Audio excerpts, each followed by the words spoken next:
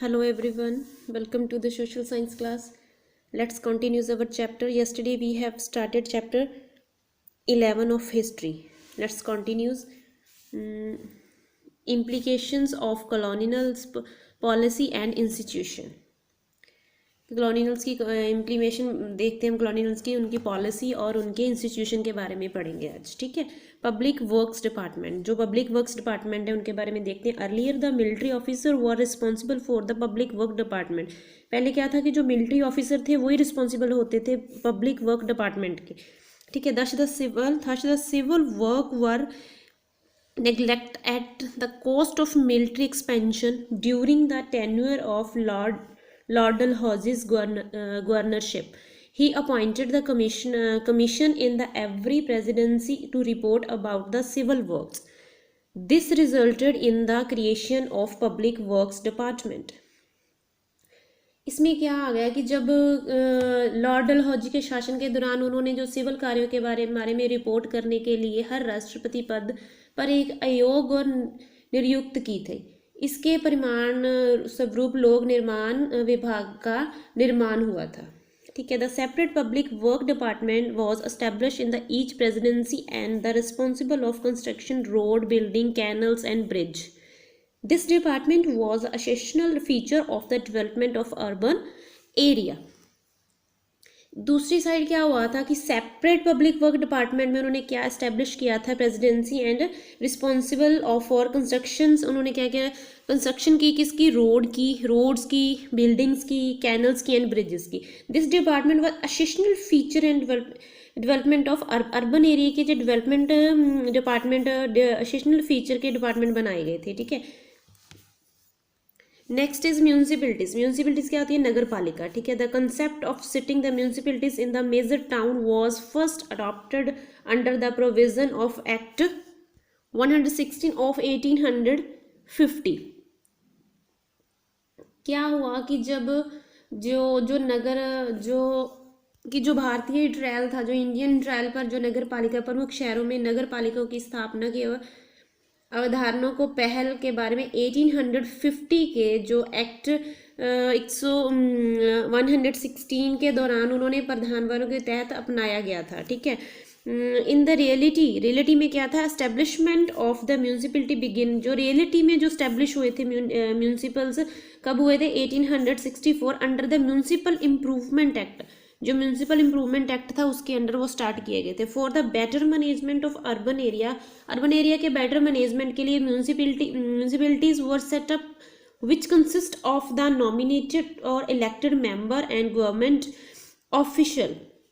कि उनकी जो बेटर जो क्षेत्र थे उनको बेटर बनाने के लिए, शहरी क्षेत्रों को, उनके लिए नगर पालिकाओं की स्थापना की गई और जिनमें नामात्रक और निश्चित सदस्य और सरकारी अधिकारी भी शामिल थे। ठीक है, गवर्नमेंट ऑफिशियल भी शामिल थे। The most important work of member of municipality were to look after the health and education facility and deal with the water supply problem in the urban areas.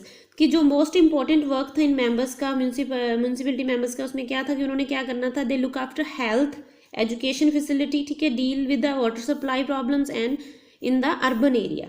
ठीक है, in 1868 under the district town act the municipality were extended to smaller town as well. ठीक है, क्या हुआ, 1868 में जिला नगर अधिनियम के तहत इन नगर पालिका को शिक्षा सुविधाओं को बढ़ाने और शहरी क्षेत्र में जल आपूर्ति की समस्याओं को निपटाने के लिए बढ़ावा दिया गया था। ठीक है, next is local bodies were the create between 1864 and 1868। कि जो लोकल बॉडीज थी वो कब क्रिएट हुई थी, 1864 एंड 1868 में। In the entire administrative was under the British control. जो एडमिनिस्ट्रेटिव था वो किसके अंडर था, ब्रिटिश कंट्रोल के। Later the lord Ripon introduce the system of local government in 1882। कि 1882 में कि लॉर्ड रिपन ने लोकल गवर्नमेंट को इंट्रोड्यूस किया था। His policy gave the chance to non official member to be elected to the district board and municipality. कि इस policy के दौरान ही, ठीक है, पूरे प्रशासन जैसे उनकी नीति और निवास पे गैर सरकारी सदस्यों को जिला बोर्ड और नगर पालिका में चुने जाने का मौका दिया गया। The post chairman could be secured by the one of non-official member, these local bodies could be suppressed by the provincially government. इसमें क्या आ जाता है कि जो चेयरमैन का पद टाउन के सुरक्षित किया जा सकता है और गैर अधिकारी सदस्यों में से एक के द्वारा, ठीक है।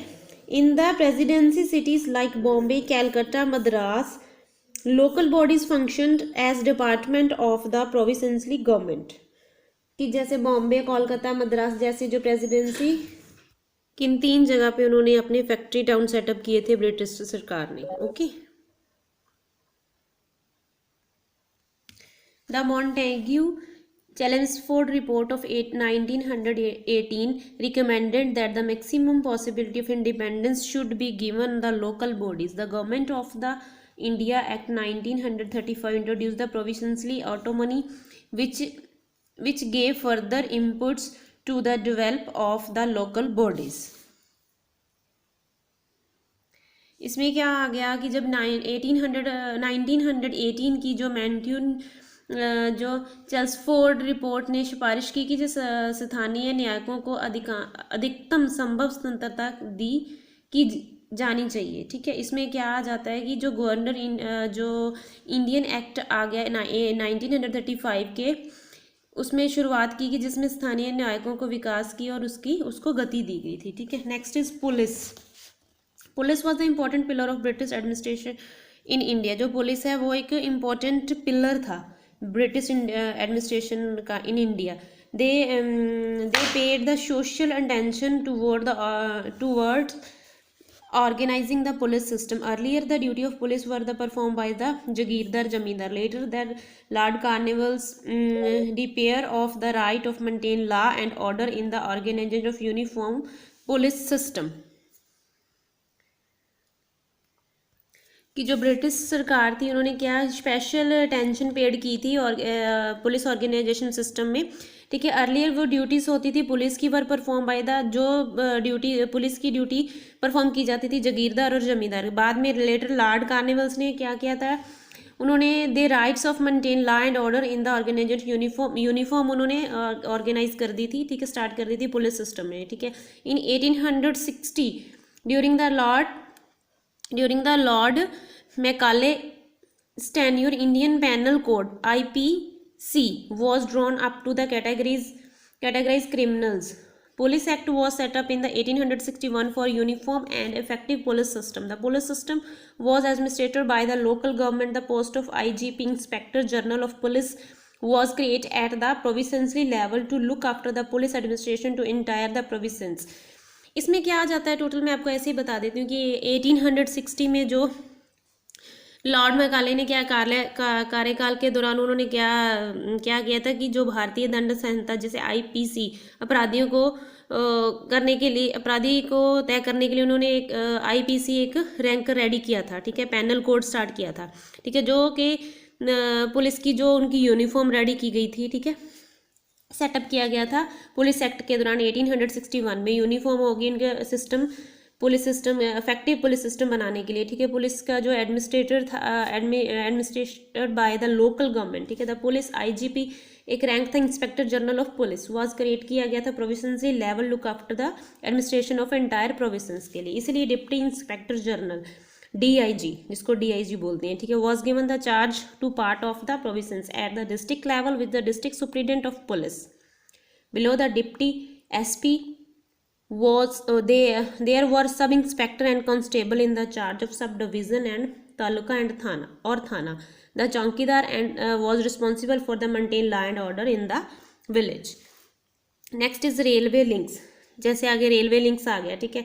Railway was the mostly trunk lines connected the sea port with the major in manufacturing town and trading centre. जो रेलवे लाइंस था वो मोस्टली ट्रंक्स होती थी, लाइंस जो कनेक्ट होती थी sea port with the major manufacturing town and trading centre के लिए, ठीक है। With the development of the railway link the old trade routes suffered a lot.